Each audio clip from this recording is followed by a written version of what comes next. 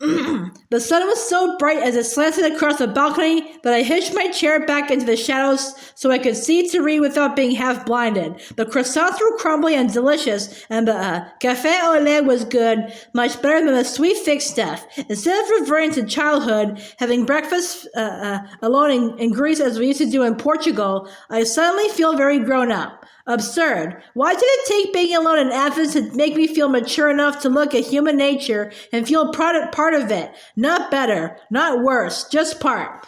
I was reading a book Sandy had given me about Abydos, where he was planning to take me. There's a magnificent theater there, but we were going to be too late in the season to see any plays. And there were holy precincts in Abydos where, back in the high days of Greek civilization, people were brought to be healed, some with physical ailments, some with mental ones.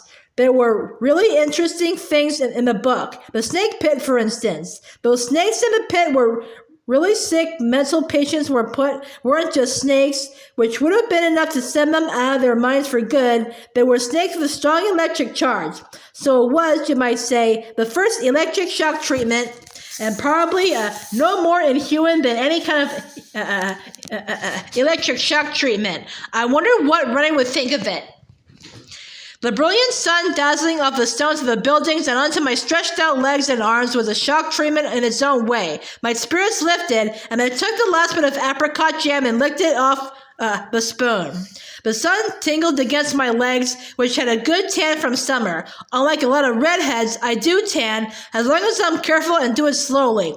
I also have long, straight toes, probably because I've worn sandals or gone barefoot most of my life. Feet are usually not the prettiest part of the body, but my feet were one of the things I could feel pleased about.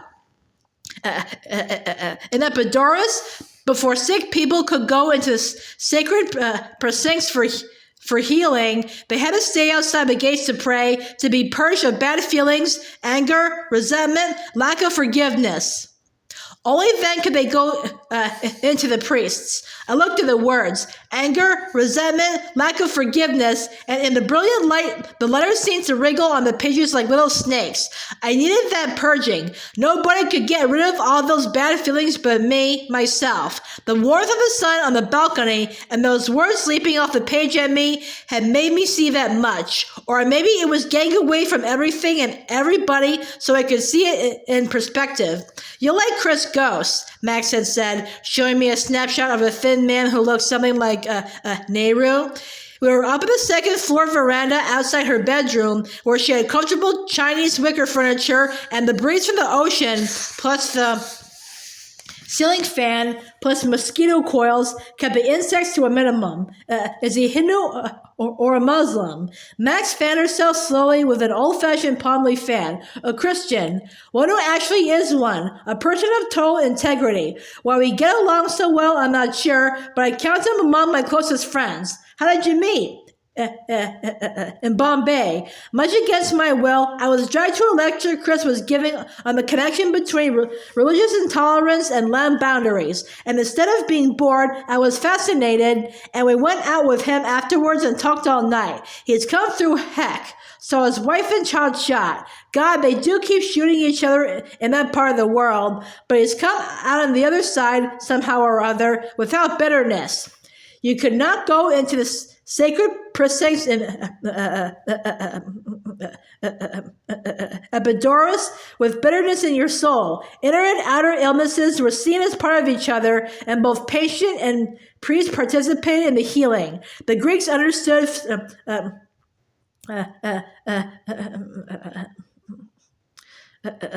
psychosomatic or holistic medicine long before they were heard of in the West, where we've tended to separate and overspecialize. In Abydos, healing was an art rather than a science. Sandy and Dennis says it's an art for Daddy too, and that's why he's had such remarkable results in his experiments on regeneration.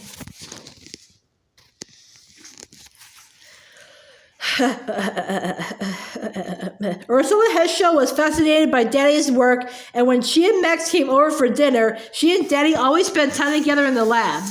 Sandy and I both helped in the lab, feeding the animals, cleaning the tanks, and I had to wash down the floor with the hose once a day.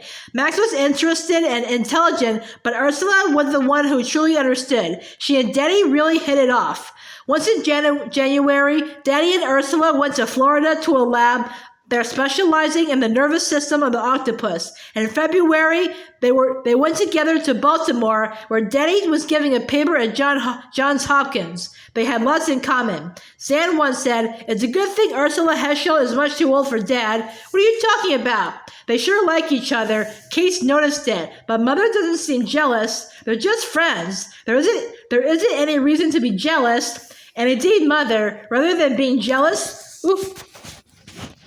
often suggested asking Max and Ursula to dinner. But if Urs, as it were, belonged to Daddy, Max belonged to me, and my parents encouraged the friendship. Mother said, I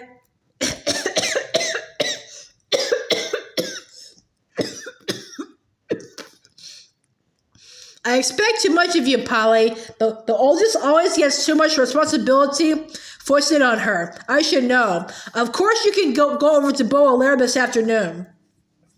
If the car wasn't free, I go to Beauclair right from school, taking the bus from Coopertown to Mulletville and walking over from there, and then later on, Mother would come for me, or Urs would drive me home. Max had called and asked me for tea early in January. The uncles had left, Charles had gone back to Boston with Dennis and Lucy, and Kate had stayed with us. The house was back to its normal population. School had started again and was stultifying as ever, and I was glad to be going over to Beauclair, but a little shy, driving over by myself. I got my license on my 16th birthday. One of the good things about Coopertown High with the driver's ed course, the Mother and Daddy said the driver's ed and similar courses were one reason why the science department was nearly non-existent and why no languages were offered. As I climbed the steps to the front entrance to Beauclair, Max flung open the door and welcomed me in. Nettie and Ovid were setting out tea in the library. I didn't see Ursula. Urs went into Charleston on a constellation, Max explained. They don't have a neurological service at M.A. Horne, Martha pity. It would keep Urs busy. Dennis introduced her to the chief of neurology at Mercy Hospital, and one would have thought Dennis had given him pure gold. In a sense, he did. People flocked to New York to see Ursula. But flocked to Charleston just for a consult. Maintenant. She spoke to me in French. Did you bring your homework with you as I suggested? I replied in Portuguese. It's here in my canvas bag. Not Portuguese, Max said. That was Portuguese, wasn't it? Yes, and it's the language I speak best, I answered in German. She laughed. I concede. You're good at languages. Let me see some of your schoolwork. I pulled out my English notebook. On the bus from school to the Coopertown dock, I read a sketch of the natives on Gaia, comparing them with the Indians we met when Daddy took Charles and me with him for a month when he was doing research in Venezuela. That's good, Polly, Max said, to my surprise. You really give a flavor of the people you're writing about, but you haven't fallen for the novel savage trap. You look at them with a realistic eye. Where'd you get your gift for writing? I didn't know I had one. Daddy used to write when he was young, and Mother said he should go over his journals and have some of them published, but he's too busy. If he's that good, he should make time, Max said. She began leafing through my English notebook. Use imagery well. That's a good snow metaphor. Soft flowers that perish before they reach the ground. Where have you seen snow? Sometimes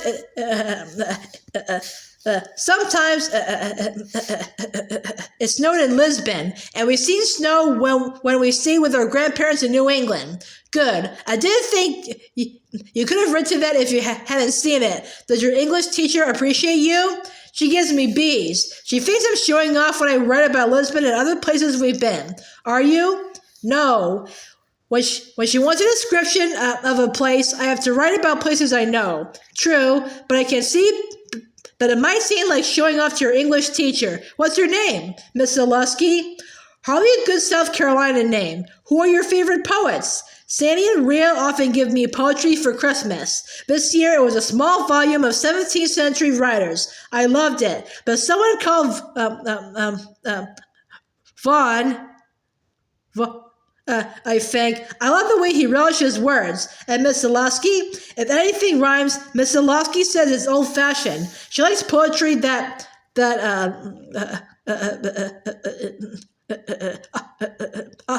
obfuscates. Max leaned back on the sofa and laughed, and I suppose she likes all that garbage full of genital imagery. Not at Coopertown High. The PTA has its eye out for obscenity. Go and catch a falling star, Max said. Get with child a mandrake root. She doesn't like John Donne. I think he scares her. Too real? That's not what she calls it. But yes, I think she's afraid of reality. So if the poetry doesn't mean anything, she doesn't have to cope with it. Max climbed up on the library ladder and pulled a book off one of the top shelves and read a few lines.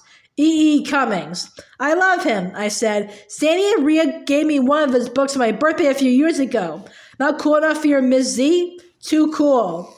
Max climbed down from the ladder and refilled my cup. It was a special tea, smoky, and we drank it without anything in it. I liked it. I liked Max. I liked talking with her. At home, everybody except my parents was younger than I, and our conversations were limited. And at school, I didn't have any real friends. It wasn't that I was actively popular. I just didn't have anyone special to talk to. Mostly, I felt I was walking through the scene, saying my lines reasonably well, but not being really in the show. At school, I tried to play the role that was expected of me, but as best I could. With Max, I was myself. She laughed at me gently. What a snob you are, Polly. Me? I was startled. Why not?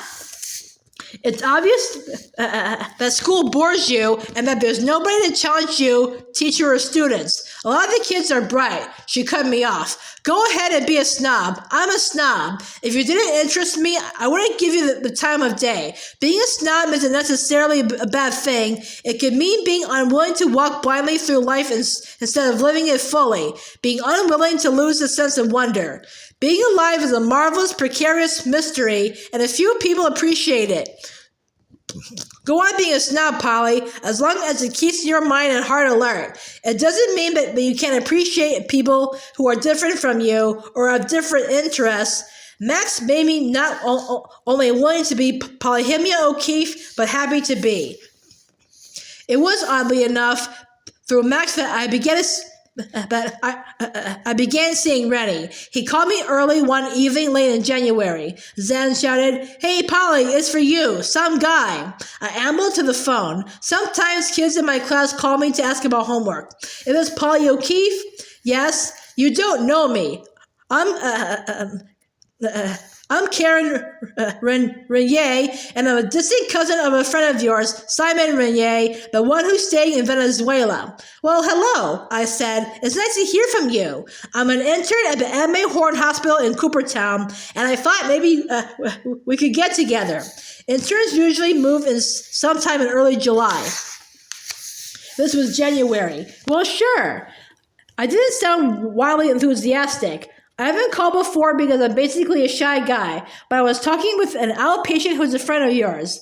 I guess she saw I was lonely, and somehow or other, I mentioned by her...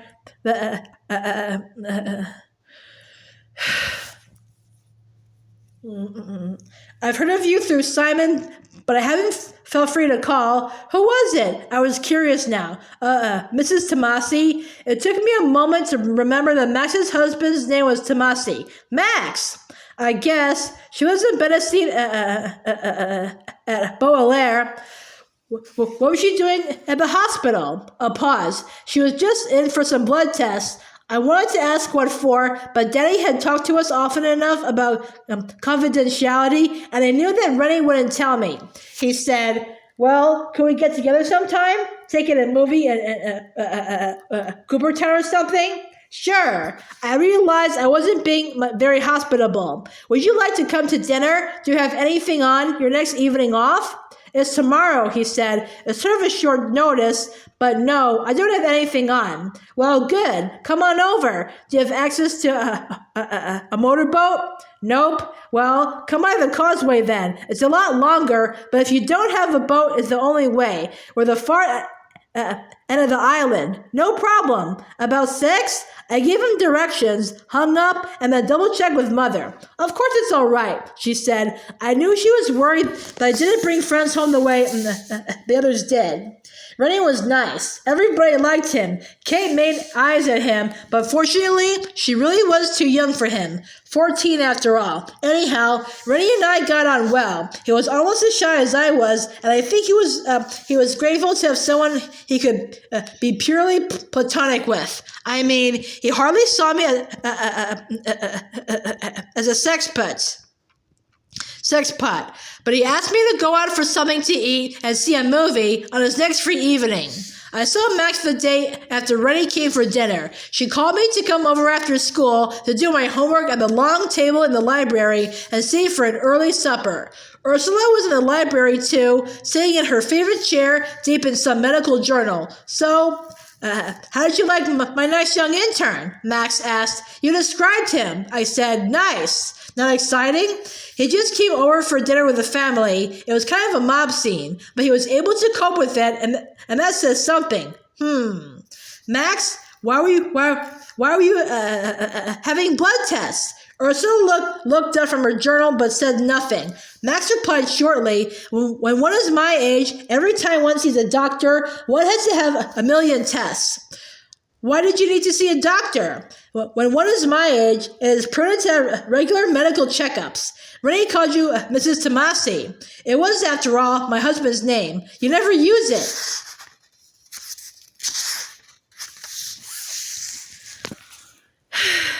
Therefore, it gives me a modicum of privacy, of which there is very little around here. And stop prying. It's not a quality I like. Weren't you prying about Rennie? I countered. At my age, prying is permissible, not at yours. Please treat me with the respect I deserve. Ursula put her journal down and stood up, stretching. I want to finish up in the kitchen. Need any help? I asked. No thanks, Paul. Nettie and Ovid already think I'm displacing them. I do try not to hurt their feelings, and I'm more than grateful to have them wash up. It's a dream of a kitchen, and cooking has always been therapy for me. At Baudelaire, it wasn't always easy to remember that Urs was at the top of her profession. She seemed to enjoy acting the housekeeper. I take outrageous advantage of Urs, Max said, at the doctor shut the library door, but she doesn't have to let me. Well, she loves you. So, are you going to see Rennie again? Yup. When? He's not on call on Thursday. We're getting together. He's coming to the island for dinner again? No. I'm going out with him. The scene to please Max, and that surprised me. Max did not strike me as the matchmaking type. Ursula came in with a decanter of sherry and said she fixed a good French pheasant stew for dinner, and it could sit on the back of the stove till we were ready. Like Nettie and Ovid, I tend to ignore the electric stove and use the old wooden coal one. I suppose I'll be grateful for the electric stove come summer. She poured a small glass of sherry for Max, half glasses for herself and for me, and put the crystal stopper back in the decanter. You're good to spend so much time with us, Polly.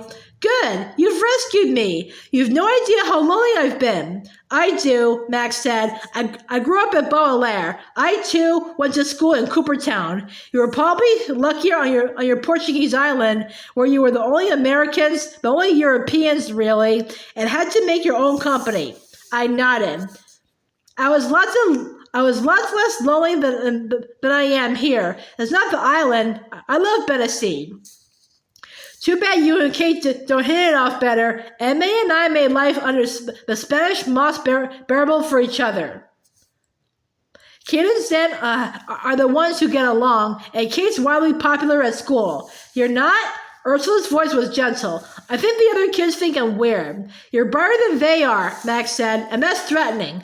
A couple of guys in my grade killed a tourist the other day, I said, feeling sick all over again. I mean, deliberately, and I could have killed them. I wanted to. It was awful. But then I realized that the tortoise was already half dead, so it was better to let them finish the job, and everybody laughed because I was making such a case of it. Kate and Zan too? Ursula asked. They weren't there. Zan would have stopped them. Ursula spoke reassuringly. Don't worry, Polly. You'll have friends too, even if you have to wait till you get to college and meet more people. You're friend material, and once you have friends, you'll keep them for life. Rennie had borrowed a motorboat from one of the doctors, which saved us nearly an hour. He took me to a Greek restaurant, Petros, near the dock, which shared a run-down sort of boardwalk with a seafood restaurant. Rennie and I sat in the booth, and he told me about his special field, tropical medicine, especially in South America. That surprised me. I looked at Rennie sitting across from me, and there was something solid about him. His blue-gray eyes behind the thick lenses were amused. I inherited the Renier myopia, he said. He had been good casting for a young doctor on a soap opera. If I'd been asked to guess what he was going to specialize in, I'd have said orthopedics or maybe general surgery. No, South America, amoebas, and parasites. What about India? I asked, because I've always wanted to go to India. Aren't there vast quantities of amoebas and parasites there? Yes, but I'm particularly interested in some parasites which are found largely in South America. They get into the bloodstream and, to try to simplify a long procedure, eventually invade the heart. Doesn't sound nice, isn't? The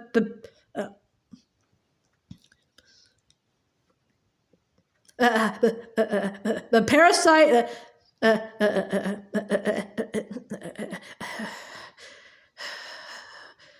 Trypanosoma enters the body usually through the body of an insect. There are two types of trypanosoma problems I'm interested in.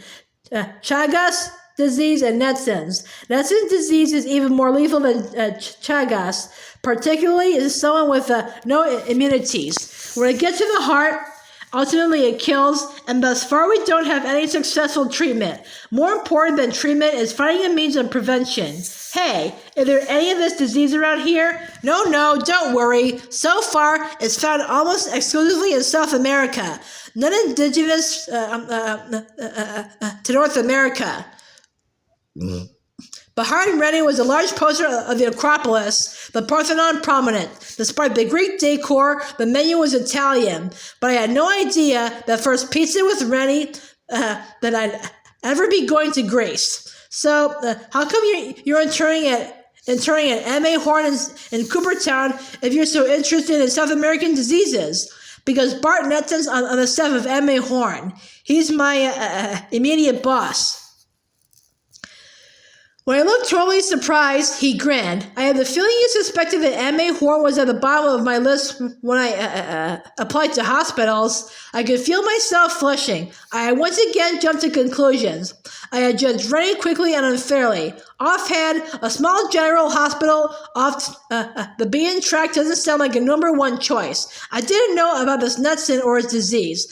Why is he at M.A. Horne? Rennie laughed, a nice hearty laugh. He was born in Charleston, but spent most of his childhood in Argentina because his father was in foreign service. He came back to Charleston to medical school and married an Allaire. He spends a couple of months each year in South America doing research. He's published a lot of good material, probably the best in the field of tropical medicine, and it's prestigious for M.A. Horne to have him. They're heavily enough endowed to give him pretty much whatever he wants. So he's sort of a cousin of Max's? Has to be. Her mother was an Allaire. He cut 2 more slices of pizza and put one, dripping cheese, on my plate. Polly, if I go on riding my hobby horse, we'll miss the movie. That's okay. I'd rather talk. He looked eager. Sure? Sure, I'm interested. I wouldn't think you'd have many patients coming into M.A. Horne with South American diseases. You'd be surprised. He took a large bite of pizza and a swig of milk. With a continuing flood of refugees from South American countries, some of them coming in via Cuba and Florida and filtering up through Georgia, we get quite a few. And because of Bart Knudsen, their problem is recognized more quickly than in other places. For instance, a mild case of conjunctivitis plus a fluctuating fever isn't usually equated with a parasite. Conjunctivitis, you mean pink eye? The vector, the biting insect, often bites the face of the mucocutaneous junction. Translate, the lip or the outer canvas of the eye. How'd you get involved? It did seem an odd choice for a perfect Southern gentleman type like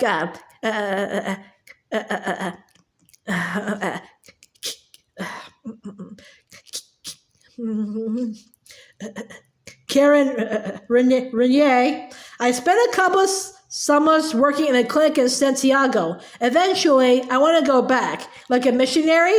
He shook his head. To do research. A lot of good medicine has, in fact, come from medical missionaries who give their lives to help people nobody else gives a hoot about.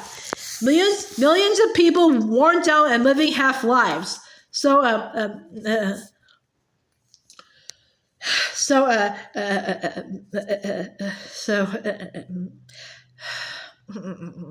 How'd you get to Chile and this clinic? He looked over my head at one of the Greek posters. I met a girl from Santiago while I was in college.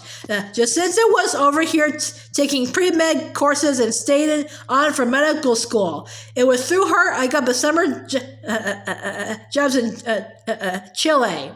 You were in love with her? He nodded, and vice versa. A shadow crossed his face. To some extent, but there wasn't any future for us. Why not? For one thing, Jacinta was Roman Catholic. Would that really matter? To her, yes. And she came from a big Chilean family, and she was engaged to someone there. They still arranged marriages. She sounds like an independent type. Why she accept it? Who knows? Maybe she liked the guy. Maybe he had enough money for her clinic. And you don't want me to ask you about any more questions about her? It's okay, Rennie said. I pretty well got her out of my system. But you're still into tropical medicine. Yeah, I guess. I'm grateful to her for that. I really am fascinated by it. And he was still bruised over the Chilean girl. Jacinta's interning in Louisiana, he said. I might bump into her if I ever get back to Chile. But she'll be married by then. They make good baklava here. Want some? Too sweet. You go ahead. After we finished eating, he drove back to the dock and we got into the motorboat. About halfway to the island, he cut the motor and kissed me, which Kate had given me to understand was mandatory, whether the guy really liked you or not. I hope that Rennie liked me. He kissed nicely. I'm glad your friend made me call you, he said. That was Rennie, and I liked him, and the older brother I'd always wanted, even if I got a little tired of tropical medicine. And maybe I was helpful to him in getting his Chilean girl out of his system.